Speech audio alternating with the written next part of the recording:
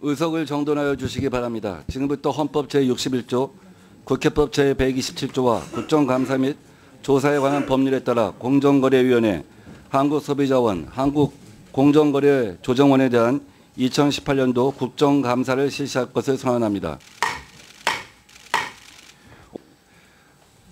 다음은 존경하는 최은열 의원님 질의 순서입니다. 김상조 위원장님. 네. 고생이 많으시네요. 예. 지난 8월 공정거래위원회가 경성담합에 대해서 한정적으로 전속고발권 폐지하는 공정거래법 전면 개정안을 발표하셨죠? 예, 그렇습니다. 본 의원은 전속고발권 전면 폐지를 주장하는 입장에서 만족스럽지는 않지만 공정거래위원회가 경성담합에 한정해서라도 결단을 내려주시고 검찰과 실무적으로 적극적인 토론을 통해서 진행하고 있는 건 상당히 고무적이다 이렇게 평가를 하고 싶습니다. 예. 앞으로 법안 논의 과정에서 가능한 한면 전속고발권 범위 확대의 문제라든지 또 형사처벌 범위 축소 문제 이런 걸 보다 더 전향적이고 적극적으로 검토를 해 주셨으면 합니다. 예, 알겠습니다. 그리고 공정거래법 전면 개정을 계기로 담합과 관련하여 핵심적인 현행 리니언시 제도의 문제점을 좀 살펴보고 시행령을 개정해서라도 반영할 수 있는 부분은 반영했으면 싶어서 몇 말씀 드리고자 합니다. 우선 리니언시 시기에 따른 이 차등이 전혀 없는 것이 문제가 아닌가 그런 생각이 들어요.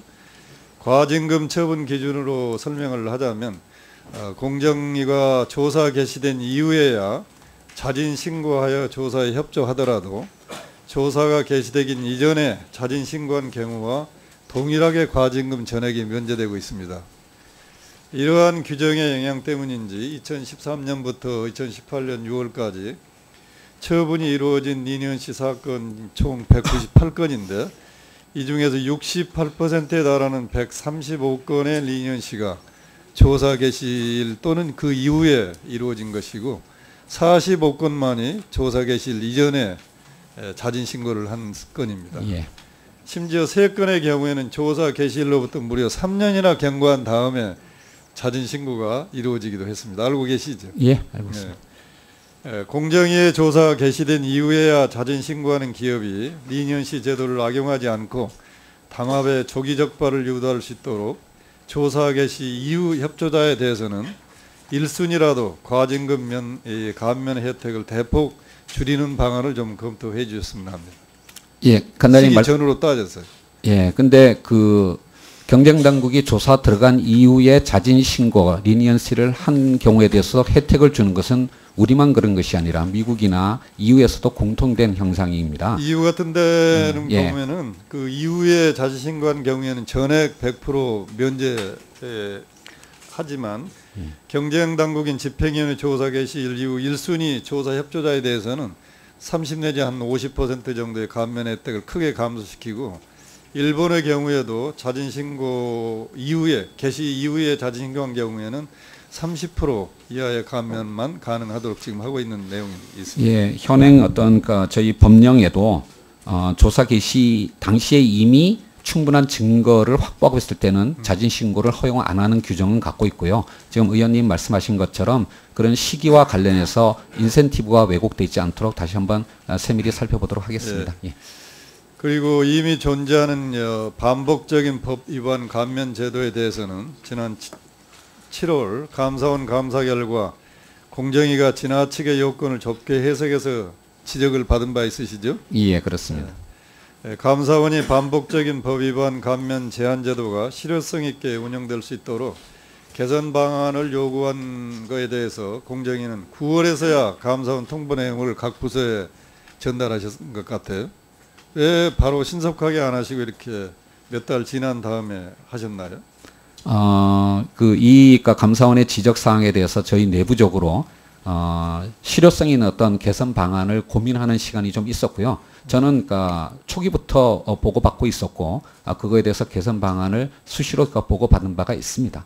예. 이번에 이제 거의 한 30년 만에 공정거래법 전면 개정을 앞두고 있기 때문에 정말로 우리 위원장님이 여야를 막론하고 잘 협조를 청하셔서 이 시대에 맞는 공정거래법이 재개정될 수 있도록 역할을 좀 잘 해주셨으면 합니다.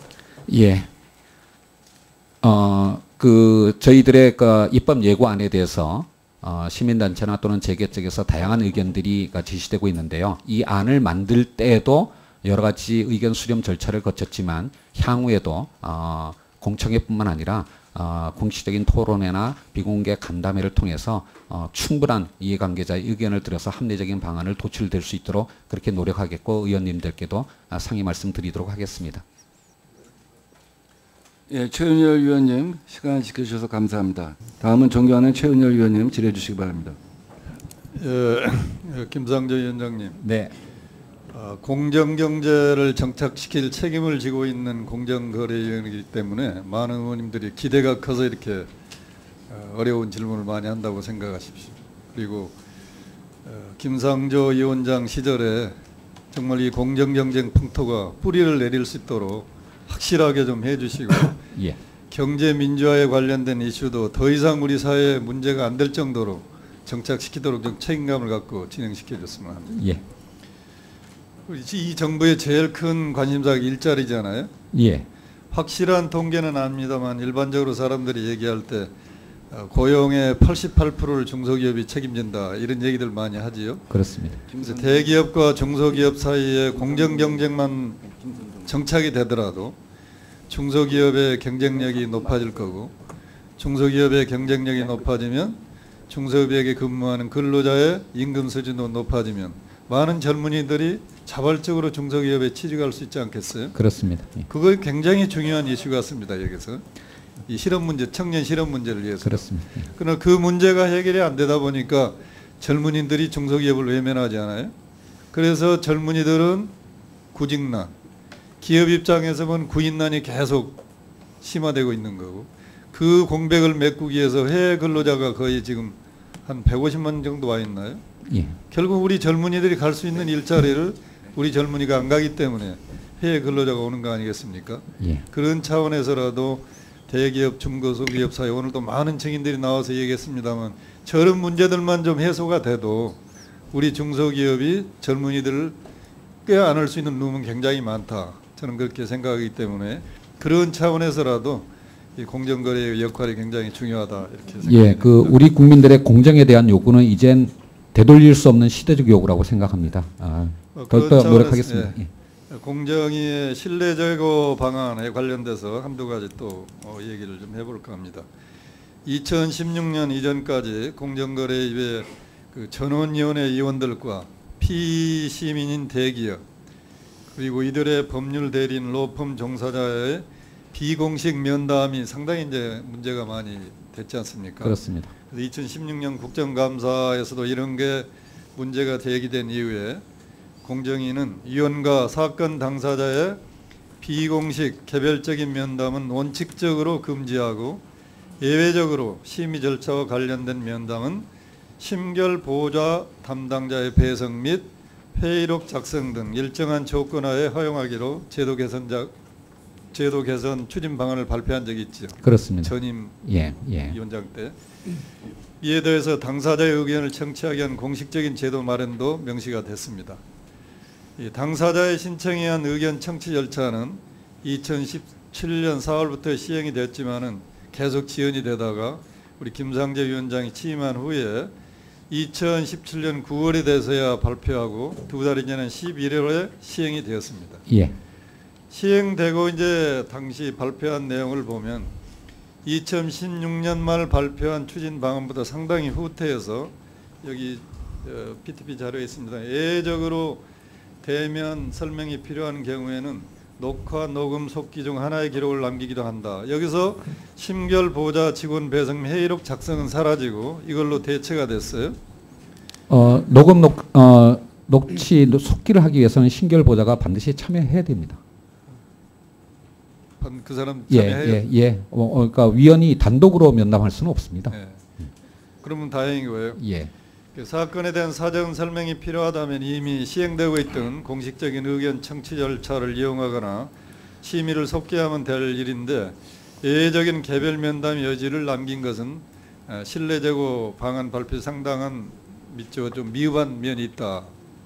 예외 조항이 있다는 건 그 밑에 여기에. 예.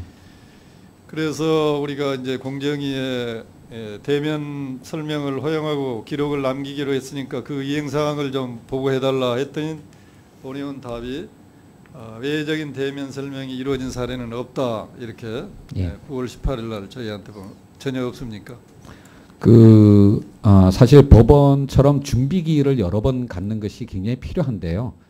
여러 가지 사정상 사전 의견, 그러니까 청취 절차 형태로 하기가 어려워서 예외적인 어떤 사유를 남겼는데요. 요 상황에서는 보고가 없지만 그 직후에 시행된 이른바 공정입한 로비스트 규정에 의해서 모든 어떤 접촉 기록들을 보고하도록 그렇게 오히려 더 강화된 방식으로 시행을 하고 있습니다. 예적인 대면 설명이 전혀 그 케이스가 없다고 그래서 보니까 같은 기간 동안에 공정의 출입 기록을 확인해 보니까 19건의 상임위원 방문 내용이 예. 우리가 발견했습니다. 예. 그리고 그중 11건은 사건 관계자로 추정되는 대기업 관계자 및 대리인 법률사무소 종사자였습니다. 예. 여기서 보시는 바와 같이 8건의 그 경우 8건은 주로 삼성생명이 8건, KT 김현장의 방문 내역 등입니다. 예. 이 회사들이 물론 뭐 공정위가 얘기한 대로 그냥 와서 자문 형태로 했을지 모르겠지만은 KT 같은 경우는 당시에 지난 3월 달에 통신 3사 입찰 담합 혐의로 현장 조사를 받은 바 있는 상황이고 삼성생명 역시 여러 가지 지배구조 관련된 문제가 있기 때문에 이러한 기록으로 보면은 과연 대면 전혀 없다고 이렇게 떳떳하게 얘기할 수 있을까 하는 생각이 좀 들거든요. 예. 그래서 위원장님께서 공정위 층에서는 인사방문차 방문했다거나 그렇게 지금 얘기를 해요. 저희들한테도. 예. 보험 관련이라고 설명을 하지만 실제 확인이 어려운 상황에서 접촉 보고 제도가 실효성이 있는지 상당히 의문이 됩니다. 주은 사법기관으로서 심판 기능을 담당하는 상임위원은 가급적 부적절한 것으로 오인될 수 있는 면담은 피해 주시고 의견 청취자 같은 공식 절차를 활용해 주셨으면 합니다. 예, 명심하겠습니다. 그리고 한 말씀만 더 드리면, 예, 그 로비스트 규정은 모든 접촉을 차단하는 것은 절대 아닙니다. 그렇게 하면 시장 감독 기구로서의 역할을 할 수가 없기 때문에요. 다만 보고하도록 돼 있는데 보고가 안 된 것이 사후에 확인되는 경우에는 엄중 징계하기 위한 그걸 통해 가지고 부적절한 접촉을 방지하기 위한 그런 어떤 취지로 운영되고 있고요. 계속 진화하고 있습니다. 저희들이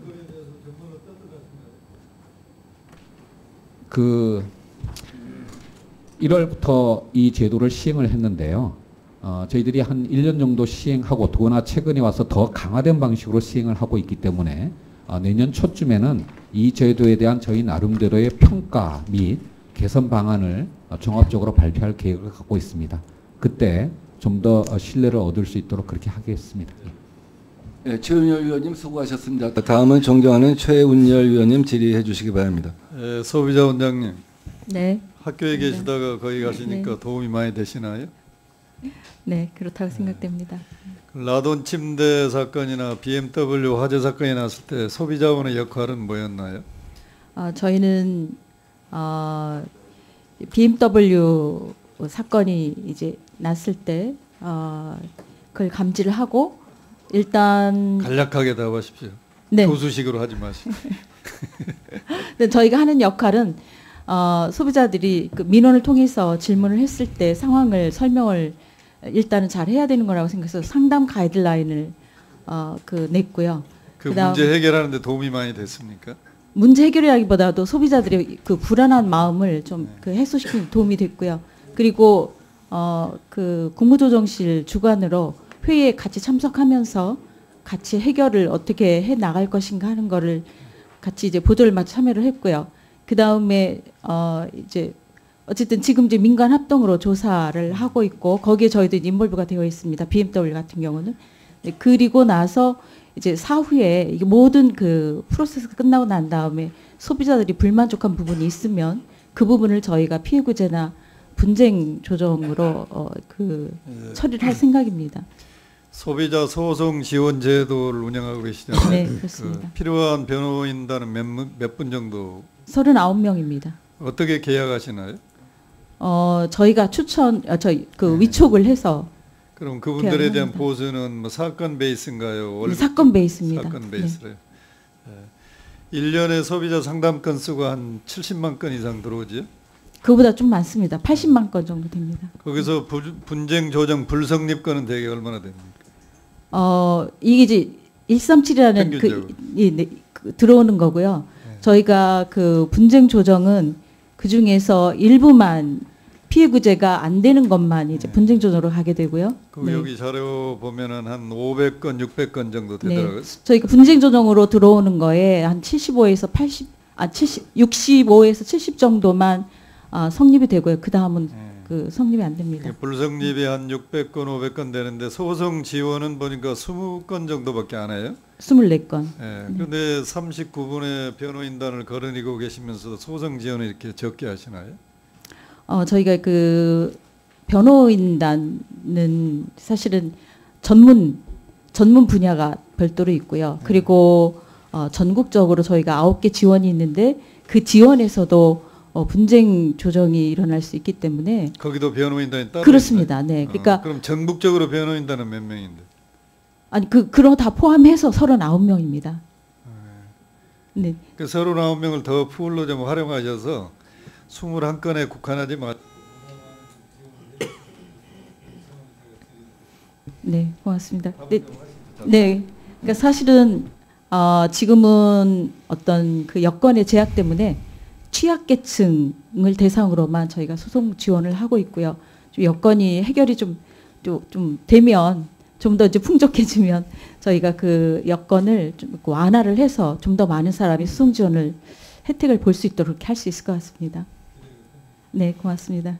예, 최은열 위원님 수고하셨습니다. 다음은 존경하는 최은열 위원님 질의 순서입니다. 김상조 위원장님. 예. TV 홈쇼핑과 데이터 홈쇼핑 그 차이점을 잘 알고 계시죠? 예. 뭐 요번 기회에 공부를 했습니다. 네. 예. 지난 9월 23일 공정위에서 대형 유통업체의 판매 수수료율에 대해서 공개한 바 있죠. 예. 그건 대형 유통업체와 계약을 체결하는 중소납품업체의 협상력을 제고하는 좋은 의도로 공개하신 걸로 저는 예. 생각이 됩니다. 이 보도자료에 의하면 이 백화점, TV 홈쇼핑, 대형마트, 온라인몰 중에서 TV 홈쇼핑의 수수료율이 제일 높아요. 대기업, 중소기업 할 것 없이 거의 30% 수준을 넘고 있잖아요. 예. 네, TV 홈쇼핑과 비슷한 사업을 하는 데이터 홈쇼핑의 자료를 한번 보시면 여기서 중소기업을 상대로 하는 티커머스 업체의 경우에도 대부분 20% 이상 거의 30%대 육박한 수수료를 받고 있습니다. 예. 그리고 이들 취급하는 회사를 주로 보면 대개 GS, CJ, KT 등 대개 대기업 계열사들로 되어 있어요. 예. 홈쇼핑 업계가 납품업체에 대해서 소위 그 갑질을 한다면 티커머스 업체 또한 같은 행위를 할 개연성이 굉장히 높지 않겠어요? 그렇게 생각하시나요? 예, 충분히 개연성이 있을 것 같습니다. 공정위에서도 2015년도에 홈쇼핑 6개 업체에 대해서 대규모 유통업법 위반 혐의로 과징금을 부과한 적이 있습니다. 예. 그런데 이 티커머스 업체에 대해서는 지금까지 조사 한번 한 적이 없거든요. 예. 왜 그 이유는 뭐라고 생각하시나요? 지금 아마 현행 6개 업체가 있는 걸로 5개 업체인가요? 더 많습니다. 예. 업체. 아니 TV 홈쇼핑하고 겸업하는 회사들을 빼면 그것만 티커머스만 그것만 단독으로 하는 티커머스가 지금 거의 한 10개 남짓됩니다. 이게 같이 겸업하는 네. 회사들이 있습니다. 예, 그것만 전업으로 하는 회사들의 경우에 중에서 한 개 회사만 그 매출액이 연 1,000억 원을 넘어서 대규모 유통업법 적용 대상입니다. 나머지는 아직 규모가 안 되고요. 문제는 지금 위원장님 말씀하신 대로 그 매출액을 뭘로 매출액을 보느냐가 지금 중요한 건데요. 예. 그 취급고를 매출액으로 보시나요? 수수료를 매출액으로 보시나요? 지금 공정위 기준은 수수료를 매출액으로 보고 있기 때문에 이런 회사들이 그 1,000억을 넘지 않는 거거든요. 예. 그러나 일반적인 상식으로 보면 취급고가 매출액이지 왜 수수료가 매출액입니까? 그래서 그 기준을 다시 한번 생각해 보시고 이런 업체에 대해서도 혹시 그런 불공정 거래가 없는지 예. 다시 한번 조사를 해 주셨으면 합니다. 예, 알겠습니다. 예. 예, 최은열 위원님 수고하셨습니다.